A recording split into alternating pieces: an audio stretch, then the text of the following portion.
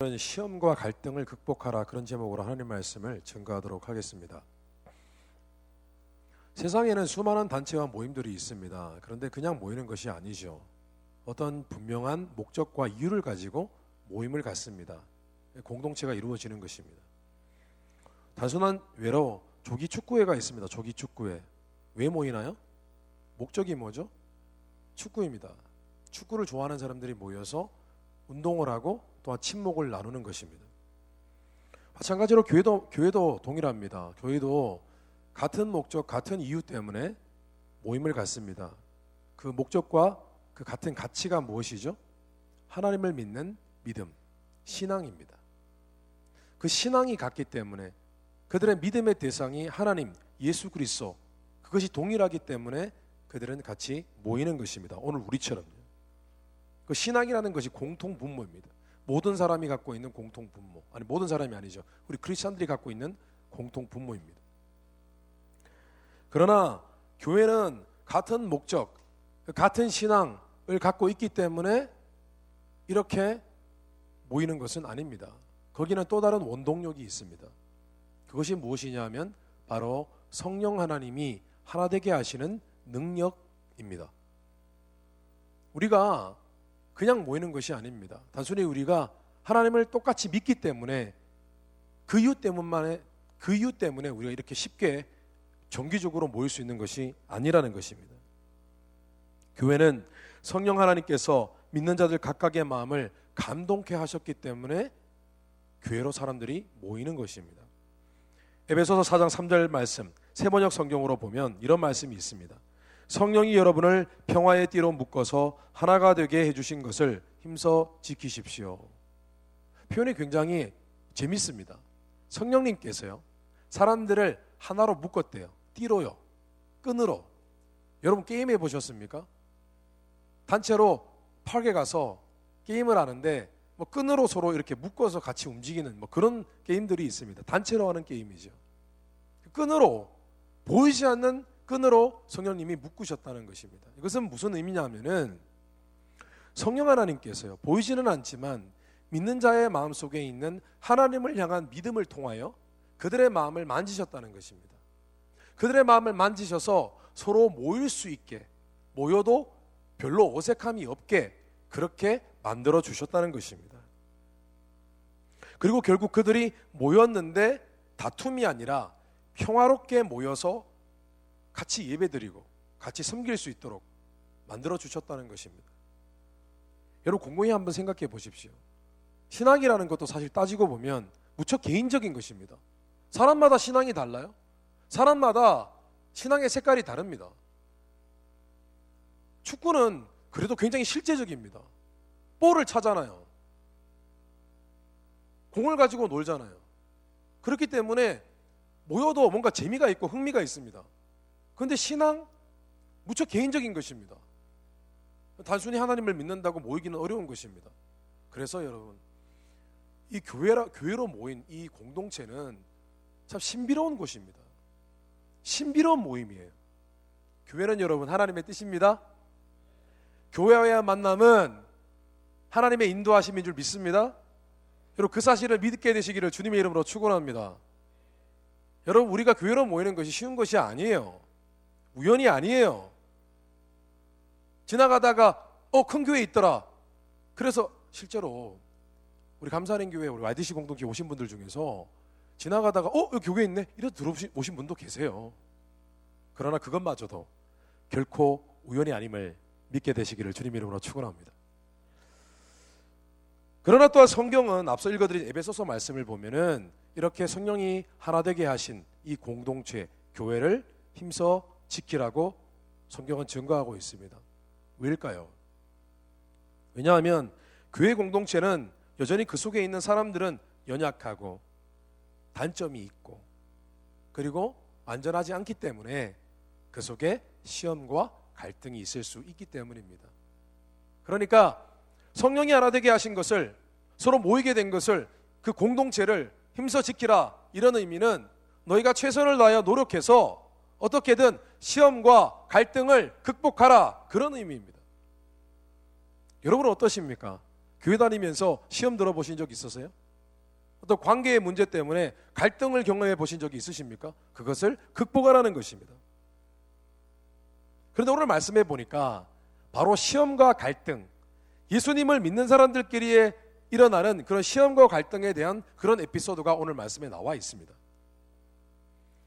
바울과 바나바가 있습니다. 계속해서 사도행전은 바울과 바나바의 얘기가 나오고 있어요. 두 사람만 나와요. 바울, 바나바 같은 밭입니다. 그런데 이 두 사람이 계속 같이 다녀요. 오랫동안 선교 여행을 했습니다. 여러 곳을 다녔습니다. 도보로 다녔으니까, 걸어 다녔으니까 얼마나 힘들었겠습니까? 그 몇 달, 몇 년을 같이 다녔습니다, 여러분. 몇 년을 같이 다니면 정말 친해집니다, 여러분.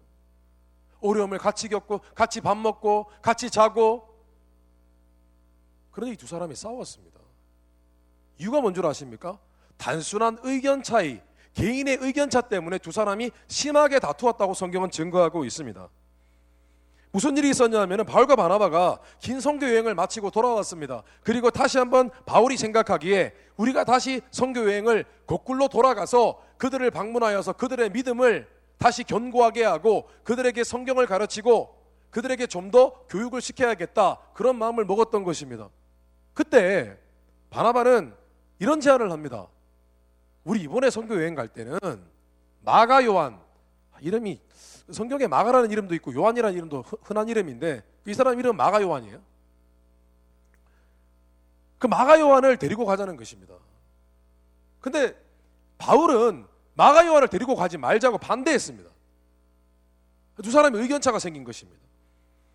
근데 그도 그럴 만한 이유가 있었어요. 바울이 마가 요한을 데리고 가지 말자라고 했던 이유가 있어요. 그 이유가 뭐냐 하면은 바울과 바나바가 선교 여행을 1차 선교 여행을 할 때, 첫 번째 선교 여행을 할 때 그들이 극심한 고난을 경험했습니다. 막 사람들이 핍박하고 그랬습니다. 그리고 중간중간에 배를 타고 가고. 여러분, 오늘날 우리가 타는 배 얼마나 안전한지 모릅니다. 그 당시의 배들은요, 조금만 바람이 불면 배가 휘청휘청합니다.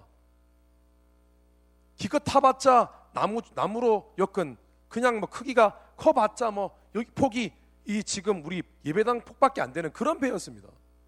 우리가 생각하는 그 크루즈 탈 때 그런 배 아닙니다. 얼마나 힘들었겠습니까? 배로 여행하면 몇 달이 걸리고 그랬습니다. 그런데 그 가운데 이 마가 요한이 같이 있었는데 이 마가 요한이 너무 힘드니까 중간에 도망가 버렸습니다. 두 사람에게 말을 했는지 안 했는지 모르겠지만 나 이거 못하겠다고 그러면 다 때려치우고 이렇게 가버렸습니다. 그래서 바울의 입장에서는 그 사람을 데리고 갈 수 없다는 것입니다. 오늘 37절 38절 말씀해 보니까 현대인의 성경 번역에 그러자 바나바는 마가라는 요한도 함께 데리고 가려고 하였으나 바울은 밤빌리아에서 자기들을 버리고 함께 전도하러 가지 않은 그를 데리고 가는 것이 옳지 않다고 생각하였다. 바울의 말 속에 이 뼈가 있다고, 가시가 있어요. 그 사람 우리 버리고 갔다고. 그 사람 우리 버리고 우리가 정말 힘들 때, 서로 똘똘 뭉쳐야 될 때 우리를 버리고 갔다는 거예요. 데리고 갈 수 없다는 거죠. 실제로 두 사람은 이 일로 크게 논쟁을 벌였고, 그리고 두 사람은 결국 갈라서게 되었습니다. 서로 다른 곳으로 선교를 떠나게 되었습니다. 39절 40절 말씀에 그래서 심한 말다툼 끝에 서로 갈라져 바나바는 마가와 함께 배를 타고 키프로스로 건너가고 바울은 따로 실라를 택하여, 실라는 사람입니다. 다른 선교사님입니다.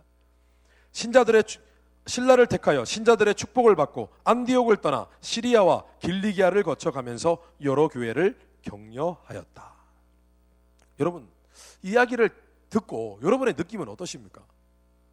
실망스러우십니까? 뭐야?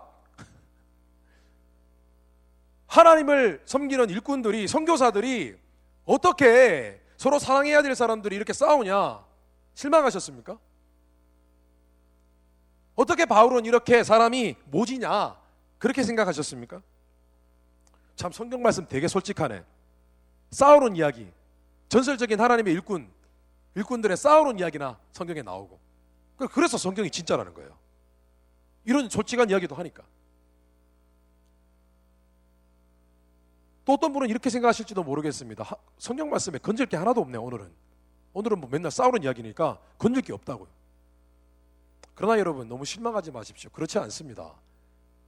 오늘 성경 말씀은 우리에게 도리어 교회에서, 이 공동체 생활에서 할 때에 우리가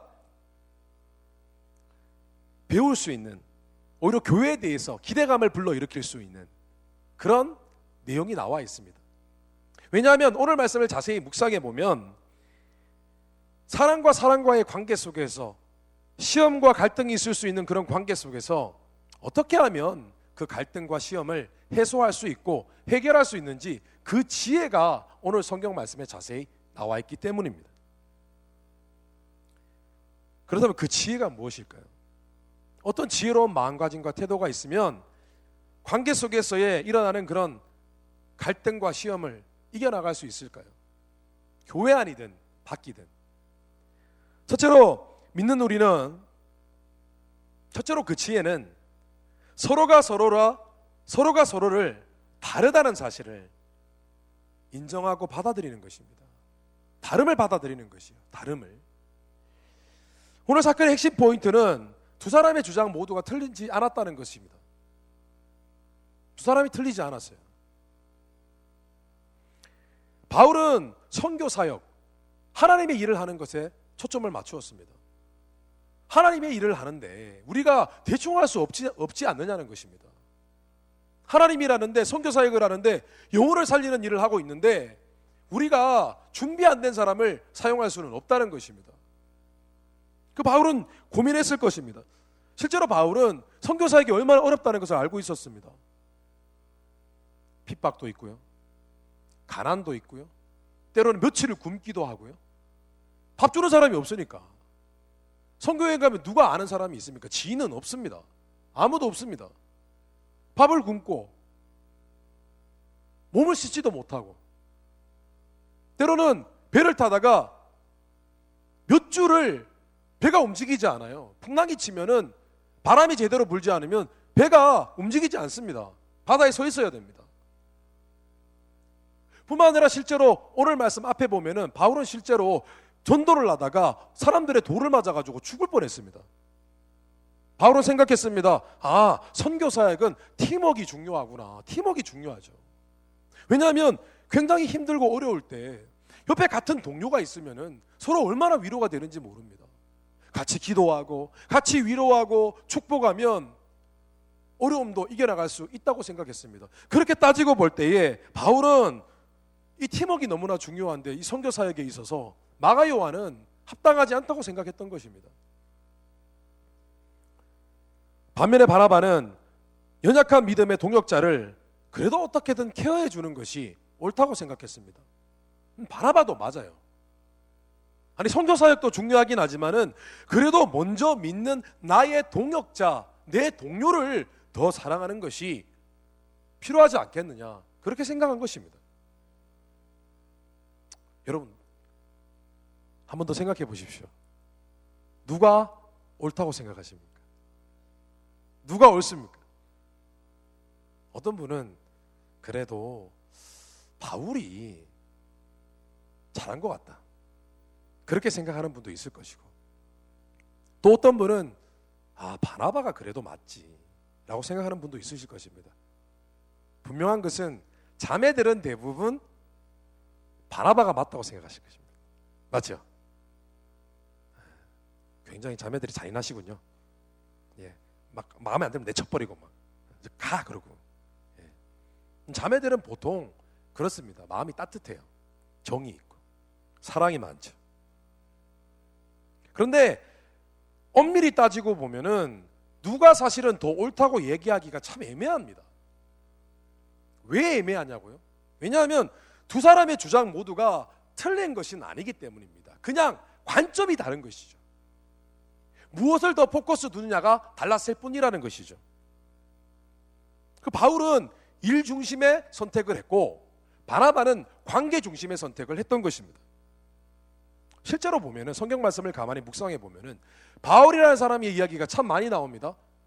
뿐만 아니라 성경 말씀에 13권이 바울이 쓴 바울이 직접 하나님으로부터 계시를 받아서 쓴 성경책입니다. 바울이 쓴 책이에요.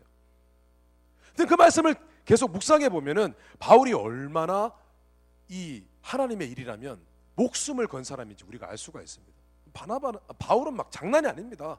내가 하나님을 위해서는 모든 것을 배설물로 여겼다, 뭐 그런 얘기를 합니다. 모든 것을 똥으로 여겼다, 다 필요 없다, 하나님이 제일 중요하다, 하나님을 위해서 나는 목숨을 바칠 준비가 되어 있다, 뭐 그런 사람입니다. 근데 반대로요, 바나바는 정말 관계 중심적인 사람이었습니다. 실제로 바울이 처음 하나님을 만났을 때에 아무도 바울이 크리스찬임을 믿어주지 않았습니다. 왜냐하면 이 사람이 크리스찬들을 핍박하는 사람이었기 때문입니다. 모든 사람들이 바울 저 사람 스파이야, 스파이라고 생각했을 때에 바나바는 조용히 바울에게 찾아가서 이야기를 듣고 간증을 듣고 당신 정말 예수님 만났군요, 인정해 준 사람입니다. 그리고 바울을 데리고 그 무서운 바울, 핍박하고 사람을 죽이는 그 사람을 데리고 와서 다른 크리스찬들에게 소개시켜주고, 그리고 이날 이때 것까지 같이 함께 사역해준 사람입니다. 여러분, 바나바가요 원래 진짜 이름이 뭔 줄 아세요? 요셉이에요. 조셉이에요, 바나바의 이름은. 근데 바나바는 별명입니다. 근데 이 별명의 의미가 뭐냐 하면은 사람을 위로해 주는 자, 이런 뜻입니다.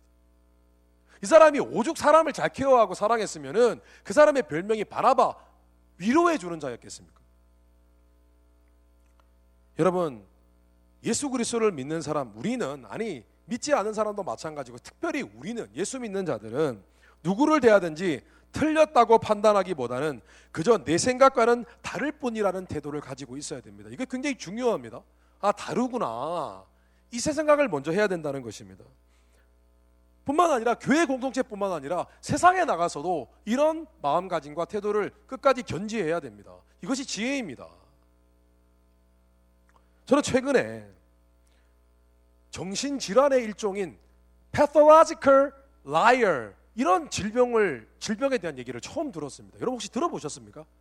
pathological liar 들어보셨어요? 못 들어보셨습니까? 한국말로 번역하면 어떤 의미냐면 병적인 거짓말쟁이란 뜻입니다. 병적인 거짓말쟁이. 제가 아는 목사님 중에 목회를 하시는데 교회에 pathological liar가 있어요. 그런 정신적인 질환을 갖고 있는 분이 계세요. 처음에 교회를 왔는데 목사님을 너무 이렇게 굉장히 이렇게 따뜻하게 대하고 그러더래요. 그래서 막 친해졌대요. 하루는 목사님께 식사를 대접한다고 목사님을 초대하더래요. 따라갔어요. 같이 식사를 했어요. 밥을 먹었습니다. 막 이런저런 얘기를 합니다. 나는 어떤 사람이고 어떤 일을 하고 이렇게 얘기를 하더래요. 자신은 범죄 심리학을 공부를 했대요. 그래서 FBI와 관련된 그런 일들을 한대요. 그리고 자신의 아내는 간호사래요. 그 나이타임을 근무를 많이 하기 때문에 교회를 잘 오기가 힘들대요. 막 이런저런 얘기를 하는 거예요. 자신은 이렇고 나의 신앙은 어떻고 나는 내가 교회를 어떻게 다녔으며 어떻게 섬겼으며 뭐 이런 얘기를 막 하는 거예요. 목사님 들으니까 우리 교회에 너무 좋은 귀한 일꾼이 오셨다, 그렇게 생각을 했대요. 목사님 너무 좋았어요. 그런데 마침 또 교회에 그 pathological liar, 그분의 친구가 교회를 온 거예요. 근데 그분은 어떤 분이냐면은 온 게 아니고 그분은 원래 있었어요, 교회에. 물어봤어요. 그 친구 참 좋더라고, 얘기를 하니까. 그분은 이분을 어릴 때부터 같은 동네에서 자라서 같은 학교 나오고 같은 뭐 같이 오랫동안 친하게 지낸 그런 친구였어요. 물어봤어요. 친구분 정말 대단한 것 같다고. 갑자기 목사님 무슨 소리 하시냐고. 그 친구 대학교 안 나왔는데요. 그 친구 지금 범죄 심리학요? 아니요. 그 친구 저기 캐터링 회사에서 일하는데요. 그 친구 결혼한 적 없는데요. 더 놀라운 건 그 친구 와이프 없어요. 결혼 안 했어요. 싱글이에요. 그러는 거예요. 그 순간 갑자기 머리가 멍해지더래요, 목사님이. 이거 뭔가. 그리고 또 만났어요. 또 막 자기 얘기를 막 하는 거예요. 근데 그리고 이제 대화를 할 때마다 목사님이 복잡해지는 거예요. 무엇이 사실인가? 무엇이 진짜지? 막 그 고민을 하게 된 거예요. 그리고 나중에 몇몇 얘기를 더 들었는데 그 사람이 하는 이야기는 다 거짓말인 거죠. 감사하게도 뭐 다른 사람을 뭐 사기를 친다거나 그런 건 아닌데 본인의 신분이나 본인에 대해서 모든 것이 거짓말이었던 것입니다. 이름 빼고 다 거짓말이었던 것입니다. 그런데 목사님이 그러시더라고요. 만나서 이야기를 할 때마다 너무 힘들대요. 왜냐하면 나는 그게 사실이 아닌 것을 아는데 자꾸 사실이 아닌 것을 계속 얘기하니까 미치겠는 거예요. 여러분 그런 느낌 모르시죠? 저도 못 경험해 왔는데 목사님은 실제로 경험해 왔는데 너무 힘들대요. 이게 아닌 걸 아는데 계속 얘기를 들어줘야 되는 거예요. 근데 목사님 또 그러시더라고요. 그렇다고 화를 낼 수도 없고, 화는 안 나더래요. 왜냐하면 이것이 이분이 틀린 것이나 잘못된 것은 아니고 아픈 분이구나 그렇게 생각되어지니까 딱히 화가 안 나더라고요. 그 이야기하는 것을 제가 들은 기억이 있습니다. 믿는 자가 다른 사람을 대할 때에 다르다고 받아들이기 시작하면 마음이 상할 일이 별로 없습니다. 시험 들 일이 없어요. 갈등을 일으킬 이유가 많지 않습니다. 우리는 대부분 내가 맞고 그는 틀렸다고 생각하기 때문에 시험 들고 화가 나는 것입니다. 세상의 모임에서는 말할 것도 없어요. 다 달라요. 근데 교회에서도 마찬가지입니다. 교회 안에 같은 신앙을 갖고 있지만 그 신앙의 수준이 다 다르고 믿음의 색깔도 다릅니다. 여러분 믿음의 색깔이 다르다는 얘기 들어보셨어요? 처음 듣는 얘기죠. 믿음의 색깔이 달라요. 어떤 사람은 참 순종을 잘하는 믿음을 갖고 있는 사람이 있고 어떤 사람은 믿음 생활에서 참 자유롭고 마음이 자유로운 그런 사람도 있고 믿음의 색깔이 다 달라요. 뿐만 아니라 오늘 말씀에 나오는 내용처럼 바울과 바나바가 서로 한 사람은 일 중심적이고 한 사람은 관계 중심적이었던 것처럼 서로 성품과 기질이 서로 달라요. 틀린 것이 아니고 잘못된 것이 아니라 서로 다른 것입니다. 단지 이것들이 이런 차이점들이 오해와 갈등을 일으키는 것뿐이라는 것입니다. 그러므로 믿는 자는 언제나 어디서나 다른 사람을 대할 때 겸손한 마음으로 그들을 존중할 수 있어야 됩니다. 그들의 다름을 인정하고 존중할 수 있어야 됩니다. 특별히 교회 안에서 그래야 됩니다. 베드로서 2장 17절 말씀해 보니까 모든 사람을 존중하며 믿음의 식구들을 사랑하며 하나님을 두려워하며 왕을 공경하십시오. 뭐라고 되어 있죠 오늘 말씀에? 모든 사람을 존중하십시오. 그런데 특별히 같은 믿음을 갖고 있는 사람을 사랑하십시오 라고 증거하고 있습니다. 실제로 오늘 말씀만 읽어보면요, 바울과 바나바가 싸우고 난 다음에 영원히 그들이 서로 원수가 된 것처럼 그런 추측성 오해를 하기가 쉽습니다. 그러나 성경 말씀을 가만히 읽어보면 이 둘이 영원히 원수가 되어서 다시는 얼굴을 보지 않은 것이 아닙니다. 그들은 비록 선교 사역에 있어서는 서로 갈라져서 다른 사역을 하게 되었지만은 그들은 여전히 서로를 존중하고 사랑했었습니다. 왜냐하면 실제로 그들이 정말 시험에 들고 갈등이 있었다면 그 둘 중에 최소한 한 명은 더 이상 선교를 하지 않았을 것입니다. 그런데 그 둘은 정확히 나가서 해야 될 일을 했습니다. 뿐만 아니라 바울도 마가 요한을 싫어하거나 미워하거나 그가 나빴다는 이유, 잘못되었다는 이유로 그를 멀리하지 않았습니다. 실제로 오늘 말씀 이후에 그들의 둘 사이의 관계를 증명하는 그런 성경 구절이 있습니다. 바울은 여전히 마가와 이후로도 계속 교제를 했고 마가 요한과 교제를 했고 마가 요한을 사랑하였고 그를 존중하였습니다. 그리고 그와 함께 여전히 하나님의 일을 하였습니다. 디모데후서 4장 11절 말씀을 보면 이런 말씀이 있습니다. 누가만 나와 함께 있습니다. 그대는 올 때 마가를 데리고 오시오. 그는 내가 하는 일에 유익한 사람입니다. 바울은요, 세월이 지나고 난 뒤에 여전히 관계를 하고 있었고 그 무렵에 마가 요한은 어렸던 마가 요한은 이미 성숙해져 있었습니다. 그래서 바울은 마가 요한을 자신의 마음의 동역자로 생각하고 있었습니다. 그래서 바울이 너무 힘들고 어려울 때 바울은 불렀습니다. 마가 요한을 데리고 오십시오. 그와 나와 함께 있으면 그는 나에게 유익합니다. 나에게 도움이 됩니다. 그야말로 나의 진정한 동역자입니다. 그렇게 생각했던 것입니다. 여러분, 틀렸다고 판단하고 정죄하는 것이 아니라 다르다고 인정하고 서로를 날마다 존중하고 더욱 사랑하는 그런 믿음의 공동체를 이루어가게 되시기를 주님의 이름으로 축원합니다. 뿐만 아니라 세상에서도 그렇게 하십시오. 여러분, 다른 것입니다. 다르면 싸울 일이 없습니다. 다르면 시험 들 일 없습니다. 다르면 화가 날 일이 없습니다. 그런 시험 들거나 상처받지 않는 지혜로운 종들 되시기를 주님의 이름으로 축원합니다. 둘째로 믿는 우리는 서로의 다름 속에 존재하는 장점과 강점을 배워야 합니다. 우리 서로를 배울 수 있어야 돼요. 실제로 오늘 말씀에 나오는 일 중심적인 사람, 관계 중심적인 사람, 이 두 사람이 서로 오해하고 갈등을 일으키는 것은 교회뿐만 아니라 세상에서도 흔히 볼 수 있는 일들입니다. 정말 이 문제 때문에 사실은 많은 갈등을 겪습니다. 여러분 그렇게 생각 안 해보셨죠? 왜 이렇게 직장 생활하면, 교회 생활하면 이렇게 갈등이 많을까? 서로 의견차가 많고 서로 이해를 못하는 것일까? 그 속에 들어가 보면 대부분의 이유가 이 관계 중심적인 것, 일 중심적인 것, 이 차이입니다. 우리가 직장 생활하다 보면 직장 상사가 어떨 때는 굉장히 사람의 인격을 무시하는 듯한 그런 얘기를 하면서 막 일을 못한다고 얘기하고 일을 막 더 하라고 막 푸시할 때가 있습니다. 우리는 보통 그렇게 생각합니다. 아, 직장 상사가 갑질하는구나. 그것은 여러분의 지적인 수준이 떨어지기 때문입니다. 갑질하는구나.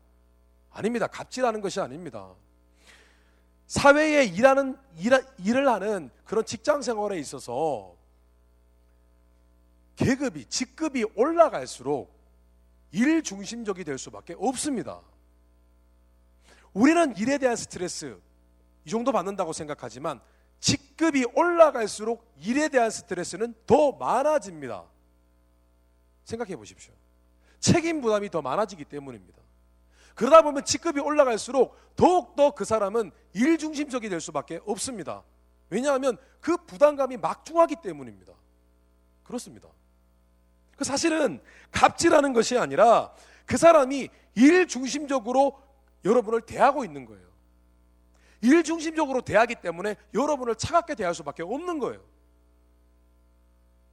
그들 중에는 원래 성품과 기질은 관계 중심적인 사람들이 있을 수 있습니다. 그런데 일을 해내야 본인이 위에 있는 더 높은 사람으로부터 스트레스를 받지 않기 때문에 그것을 밑에 있는 직장 그 부하에게 그것을 그 책임감을 부여하는 것입니다. 사회 모든 구조가 그렇습니다. 교회 안에서도 마찬가지입니다. 일 중심적인 사람이 있고 관계 중심적인 사람이 있습니다. 교회 안에서 원래 있다 보면 어느 정도 신앙생활하면 결국 섬기게 되어 있습니다. 섬기지 않는 분들은 꼭 섬기게 되시기를 주님의 이름으로 축원합니다.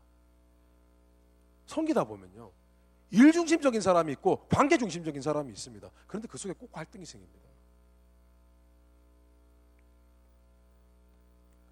우리 감사하는 교회 YGC 공동체를 오랫동안 섬기면서 몇 가지 기억에 남는 에피소드들이 있습니다. 그런데 그 에피소드들 중에서 정말 제 머리에 땀이 나게 하는 그런 에피소드 한 가지가 기억이 납니다.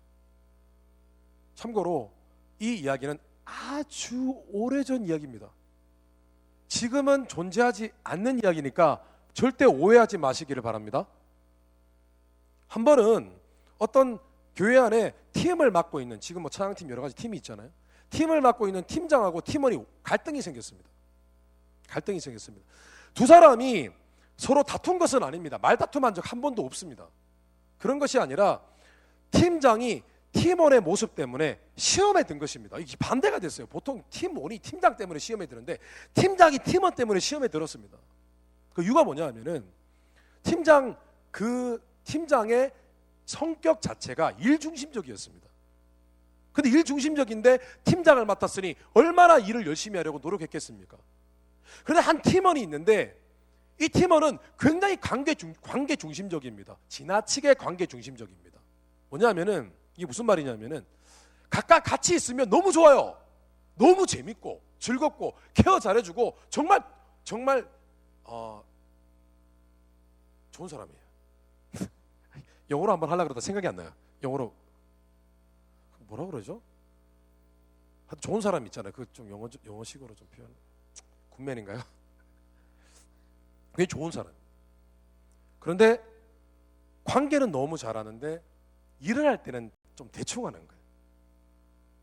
함께 섬길 때는 대충 하는 거예요. 그런데 이 일중심적인 팀장의 입장에서는 이 사람이 너무 바다가 되는 거예요. 견디지를 못하는 거예요. 본인은 이걸 좀 완벽하게 하고 싶은데 이 팀원하고 같이 하면 일이 안 되는 거예요. 너무 답답해하는 거예요. 그래서 제가 몇 번을 만났어요. 교회는 그런 곳이 아니에요. 교회는 서로가 서로의 신앙의 수준이 다르고 서로의 성품이 다르기 때문에 서로의 그런 모습이 다르기 때문에 서로 이해해주고 덮어주고 함께 가는 거예요. 제가 여러 차례 그 팀장에게 권면하지 않았겠습니까? 근데 결국은 팀장이 견디지 못했습니다. 도저히 못하겠다. 같이 못 있겠다. 드디어 저는 솔로몬의 선택을 해야 될 때가 왔습니다. 솔로몬의 선택. 어떻게 할까? 고민했습니다. 어떻게 하면 두 사람이 상처를 받지 않을까? 여러분, 서로 사랑하게 되시기를 주님의 이름으로 축원합니다. 어떻게 할까? 기도했습니다. 하나님, 솔로몬의 지혜가 필요합니다. 교회를 둘로 나눌 수는 없잖아요. YDC 1, YDC 2 이렇게 해가지고 이렇게 나눌 수는 없잖아요. 이게 솔로몬의 지혜인가요? 고민을 했습니다. 그런데 갑자기 그런 마음이 들었습니다. 제 마음에 이 팀원은 사람을 잘 케어하고 관계를 잘하니까 팸을 섬기면 참 좋겠다. 그런 마음이 드는 것입니다. 그래서 제가 그 팀원을 불렀습니다. 불러서 팸을 한번 섬겨보면 어떻겠냐고 얘기를 했습니다. 그래서 좋대요. 본인은 좋대요. 그래서 그러면 팸을 섬길 거면 좀 우리가 또 기도하고 준비해야 되니까 잠깐 팀을 내려놔라 그랬어요. 그리고 어떻게 되었을까요? 얼마 지나지 않아 팸이 바뀌고 팸 리더가 됐어요. 잘 섬겼어요. 여전히 본인이 갖고 있는 약점은 있었지만 본인이 가지고 있는 강점으로 팸을 잘 섬겼어요. 사실 저는 그 당시에 제가 정말 원했던 거, 바랬던 거, 기도했던 것은 뭐냐 하면은 두 사람이 서로의 장점을, 서로의 강점을 서로 보고 닮아가기를 원했습니다. 닮았으면 좋겠더라고요. 이 사람은 관계 중심적으로, 이 사람은 조금 일 중심적으로 서로 닮았으면 좋겠더라고요. 그런데 결국은 두 사람은 서로의 장점을 배우지 못했습니다. 여러분, 참고로 지금 우리 YDC 공동체의 팀장들은요, 한 사람도 그런 사람 없습니다. 전부 관계 중심적입니다. 제가 그렇게 강요하고 있습니다.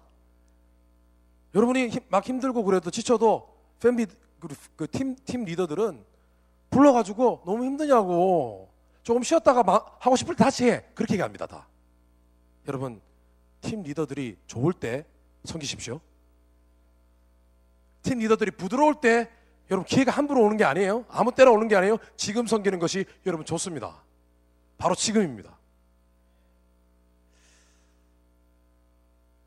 실제로 바울과 바나바는 참 배울 점이 많은 사람들이었습니다. 서로가 서로에게 배울 점이 많은 사람들이었습니다. 둘 다 옳았습니다. 왜냐하면 선교적인 컨텍스트에서는 여러분 일이 중심이 되어야 됩니다. 맞습니까? 여러분 선교사에 가는데 관계 중심하고 우리끼리 놀자, 이거 안 되잖아요. 선교하는데 복음을 전해야 되잖아요. 핍박 있는 곳에 들어가서 맞닥뜨리고 컨프런테이션하고 가서 거기서 기도하고 해야 되잖아요. 고생해야 되잖아요. 그러면 바울이 만든 거예요. 그래서 실제로 오늘 성경 말씀 이후에 바나바와 마가 요한의 얘기는 더 이상 나오지 않습니다. 바울과 실라 얘기가 나와요. 왜냐하면 바울과 실라는 일 중심적이었기 때문에 열매가 많았습니다. 그래서 사도행전 말씀 뒤에 보면 바울의 얘기가 계속 나옵니다. 왜냐고요? 전도 많이 했으니까. 많은 교회가 세워졌으니까. 많은 영혼들이 하나님께 돌아왔으니까. 안타깝게도 바나바와 마가 요한의 얘기는 나오지 않습니다. 그런데 그들이 간 곳은 키프로스라는 섬, 구브로라는 섬이었습니다. 여러분 기억나죠? 바울과 바나바 처음 선교지를 갔던 곳이 구브로라는 섬이었습니다.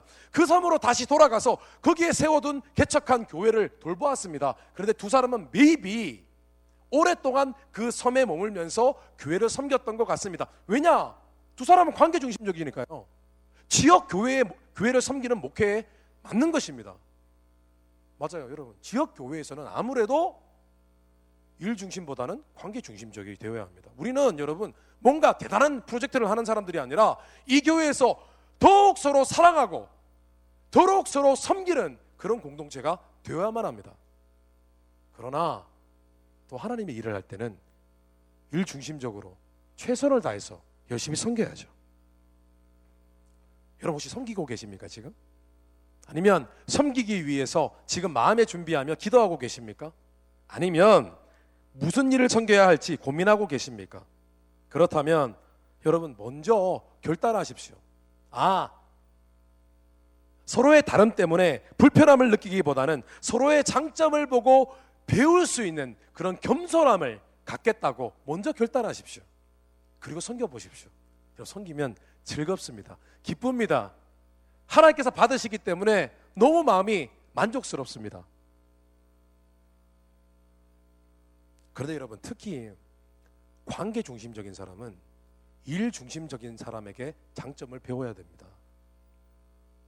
반대로 일 중심적인 사람은 관계 중심적인 사람에게 배워야 됩니다.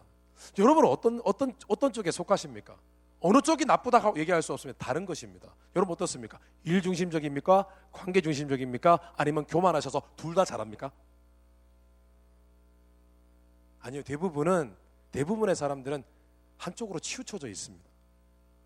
저도 원래 일 중심적인 사람에 가깝습니다. 그런데 목회하면서 바꿔갔습니다. 제 자신을 조금씩. 지금도 그런 경향이 있습니다. 그런데 안 보이려고 노력합니다.